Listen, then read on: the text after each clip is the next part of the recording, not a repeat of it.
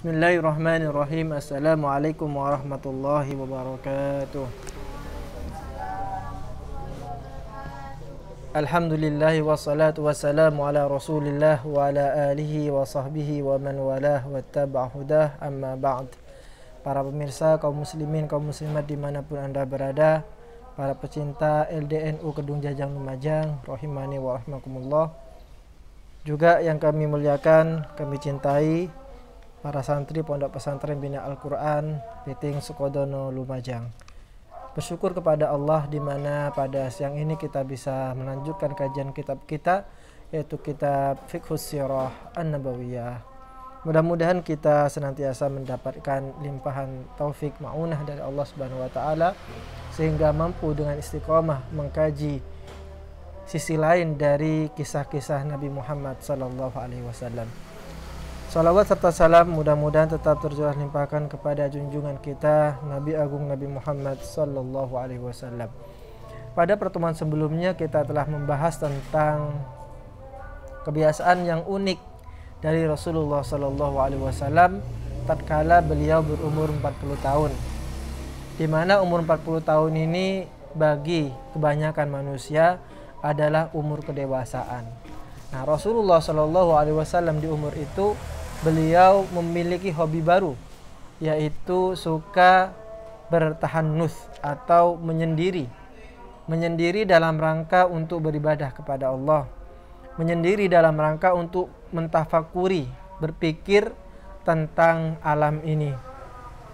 Berpikir tentang apa-apa yang telah dilakukan. Mengintrospeksi diri, serta berpikir tentang apa-apa yang akan dilakukan. Tentu kejadian ini bagi umat Islam merupakan kejadian yang amat besar yang kiranya patut untuk digali apa hikmah dibalik itu semua. Maka oleh karenanya pada siang ini kita akan membahas tentang hikmah bertahannuts atau hikmah menyendiri. Al-ibaru wal-idhatu. Inna lihadhil khalwati allati habbabat ila qalbi Rasulillah sallallahu alaihi wasallam qubailil bi'atsati dilalatun 'azimatun jiddan laha ahammiyatun kubra fi hayatil muslimin 'ammatan wadda'ina ila Allah bi suratin khassah. Jadi kalau kita gambarkan bahwa berkhalwat ini penting bukan hanya bagi manusia secara umum. Bagi umat Islam itu sangatlah penting, terkhusus juga bagi orang yang berkecimpung di dalam dunia dakwah, ad-da'ina ila Allah, orang yang berdakwah kepada jalan Allah Subhanahu wa taala. Fahiya tuwaddihu anna al-muslima la yakmulu islamuhu mahma kana mutahalliyan bil fadaili qa'iman bil alwanil ibadati hatta yajma'u ila dhalika sa'at min al-uzlati wal khalwati yuhasabu fiha an-nafs wa yuraqibu Allah ta'ala wa yufakkir fi madhahiril kauni wa dalaili dhalika ala 'azamatillahi. Itu penting dalam rangka untuk menjelaskan bahwa Islamnya seseorang itu tidaklah sempurna meskipun dia mempunyai akhlak yang sangat mulia jika tidak dibarengi dengan menyendiri, berkhalwat kepada Allah Subhanahu wa taala, mentafakuri apa-apa yang telah ada di dunia ini. Oleh karenanya Allah Subhanahu wa taala dalam surah Ali Imran memuji orang-orang yang menyendiri dan memikirkan apa-apa yang ada di dunia ini. Wa yatafakkaruna fi khalqis samawati wal ard rabbana ma khalaqta hadza batila subhanaka faqina adzaban nar. Allah berfirman dalam surah Ali Imran di situ bahwa orang yang memikirkan alam dunia ini, dipikirkan, dilihat betapa alam ini penuh dengan keteraturan yang luar biasa. Meskipun kalau sampean lihat di lautan yang amat besar itu, Meskipun ikan diambil setiap hari oleh para nelayan, bertonton ikan diambil, maka niscaya ikan yang ada di lautan itu tidak akan pernah habis. Padahal kita tidak pernah memberikan makan ikan itu, tidak pernah merawat ikan itu. Tapi luar biasanya ternyata ikan-ikan yang ada di lautan itu tidak pernah habis. Nah, kalau kita mulai memikirkan bagaimana itu bisa terjadi, itu hal yang lumrah apabila kita memikirkan bahwa semua itu karena ada yang menciptakan, ada yang mengurusinya, ada yang mengawasinya. Semuanya diurus. Maka disitulah kemudian Allah memiliki sifat rububiyah, yaitu bahwa Allah sebagai pengawas. Artinya bahwa ketika Allah menciptakan alam ini, setelah jadi tidak dibiarkan begitu saja. Namun tetap ada inayah, tetap ada pengawasan dari Allah Subhanahu wa taala. Makanya setiap kita sholat pasti kita baca Alhamdulillahi Rabbil Alamin. Alhamdulillahi Rabbil Alamin. Kata Rabbun itu berarti bahwa Allah itu adalah Tuhan yang mengawasi, yang terus mengawasi alam ini. Jadi tidak ditinggalkan oleh Allah Subhanahu wa taala. Nah, itu kalau kita mulai berpikir betapa luar biasanya alam ini, berarti menunjukkan bahwa alam yang luar biasa ini ada penciptanya. Wa yatafakkaruna fi khalqis samawati wal ard. Maka dari tafakur itulah kemudian muncul perkataan Rabbana ma khalaqta hadza batila. Wahai Allah, atau ya Tuhanku, ma khalaqta hadza batila. Niscaya engkau ciptakan semua ini tidaklah dalam keadaan batil. Pasti ada tujuannya semuanya, pasti. Kalau di dalam surah Al-Baqarah dijelaskan bahwa ketika orang kafir melihat ada nyamuk, ba'udah, ada nyamuk, mungkin mereka akan berpikir, ngapain Allah menciptakan nyamuk yang tidak ada manfaatnya ini? Tidak ada manfaatnya. Ba'udatan fama fawqaha fa ammal ladzina amanu fayalamuna annahu al-haqqu min rabbihim. Kalau orang yang beriman, mereka percaya bahwa penciptaan nyamuk itu pasti ada hikmah di balik itu semua. Ada hikmahnya, ada manfaatnya. Wa ammal ladzina kafaru fayaquluna madza aradallahu bihadza mathala yudillu bihi katsira wa yahdi bihi katsira wa ma yudillu bihi illa al-fasiqin. Nah, beda dengan orang yang beriman tadi. Jika orang kafir, mereka akan berkata, ngapain Allah ciptakan nyamuk? Nyamuk kan gak ada gunanya. Justru nyamuk itu menjadi sumber penyakit. DBD kan, kena DBD, demam berdarah. Itu siapa yang bawa? Nyamuk. Ngapain menciptakan hal-hal yang bahaya seperti itu? Kalau orang mukmin tidak, akan berpikir, oh Allah ciptakan nyamuk ini ada hikmahnya. Apa hikmahnya?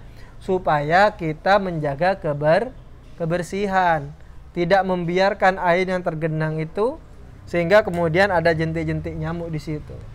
Orang yang menjaga kebersihan pasti tidak akan ada nyamuk di rumahnya. Kenapa? Karena dijaga kebersihannya. Dijaga kebersihannya. Artinya apa? Artinya di situ ada manfaatnya. Semut, ngapain Allah ciptakan semut? Kan? Semut ini taunya gigit manusia, dibuat kulitnya merah-merah semua, bentol-bentol. Atau kalau masuk ke kuping maka kupingnya akan kesakitan. Ngapain bikin nyamuk? Mungkin bagi orang yang tidak mempunyai iman, dia akan muncul pertanyaan seperti itu.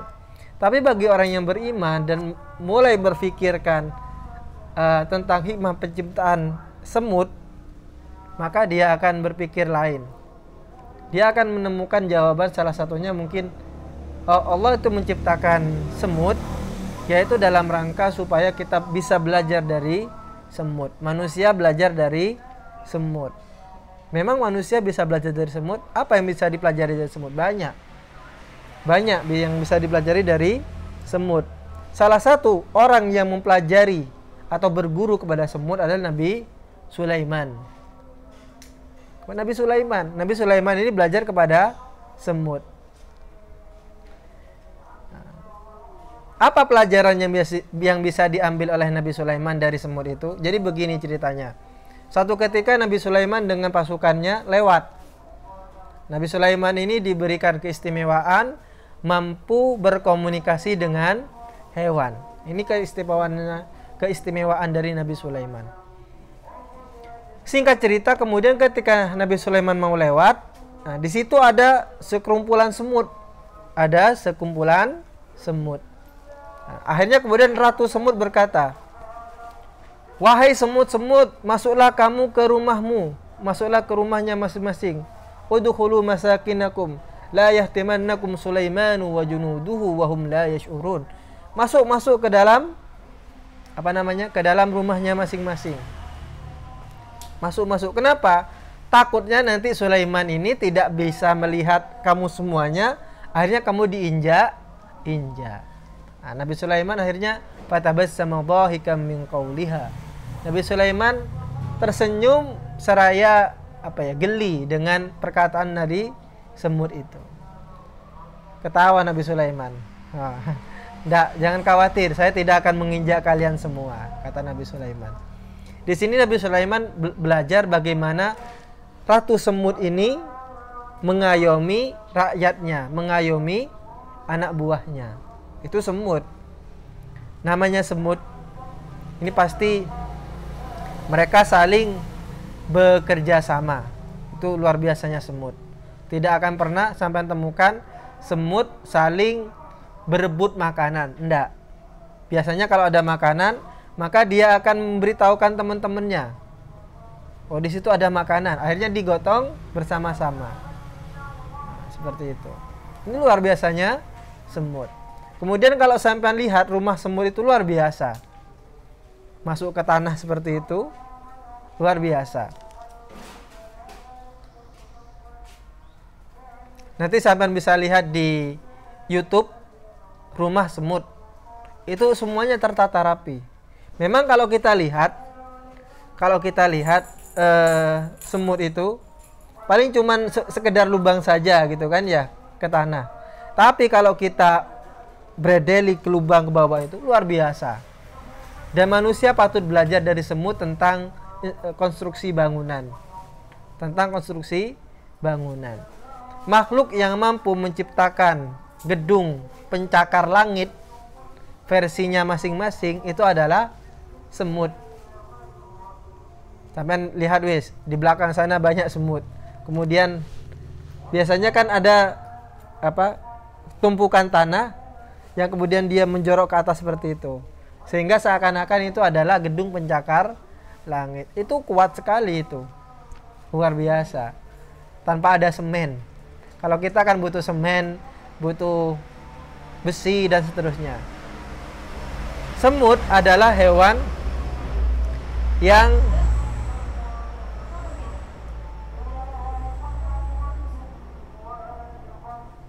merupakan hewan yang sangat luar biasa di dalam konstruksi. Manusia perlu belajar dari semut. Di samping itu juga semut itu meskipun tidak mempunyai penglihatan, jadi semut itu ada jenis semut yang tidak mempunyai mata, tidak punya mata. Bagaimana cara dia berkomunikasi? Melalui teman-temannya. Makanya semut itu pasti hidupnya berkoloni. Apa maksudnya berkoloni? Dia selalu berteman dengan kelompoknya. Tidak ada semut yang menyendiri, tidak ada. Kalau semut menyendiri berarti itu semut jomblo itu. Tidak ada. Pasti kalau sampai temukan, semut itu pasti bergerombol. Kompak luar biasa. Setiap ketemu dengan temannya itu saling menyapa, berpapasan itu. Nah, pasti menyapa antar semut dengan semut yang lainnya. Sampai lihat luar biasa. Dan jangan remehkan semut yang kecil itu. Semut yang kecil itu dia mampu mengangkat beban 5 kali berat dirinya. Kalau manusia satu misal, sampean beratnya paling 50 kg. Coba sampean angkat beban 250 kg. Mampu enggak? Ternyata semut mampu. Oleh karenanya kemudian saking luar biasanya semut ini, maka Allah kemudian abadikan namanya sebagai nama surah. Surah An-Naml, maaf. Surah An-Naml. Naml itu artinya semut. Nah, ini. Surah semut. Luar biasa, surah semut. Surah Muhyiddin dalam Al-Quran tidak ada. Yang ada surah An-Naml. Luar biasa. Nah, kalau kita memikirkan luar biasanya alam seperti itu, maka muncul pasti Rabbana ma khalaqta hadza batila. Ya Allah, jenengan membuat alam ini tidaklah sia-sia. Semuanya terhitung, terukur, semuanya terukur. Sehingga ketika muncul perasaan takjub yang luar biasa, maka disitulah pintu hidayah itu masuk.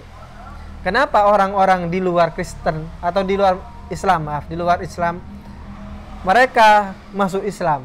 Kenapa? Karena mereka menemukan ketakjuban yang luar biasa. Contohnya ada seorang profesor di Prancis namanya Maurice Bucaille.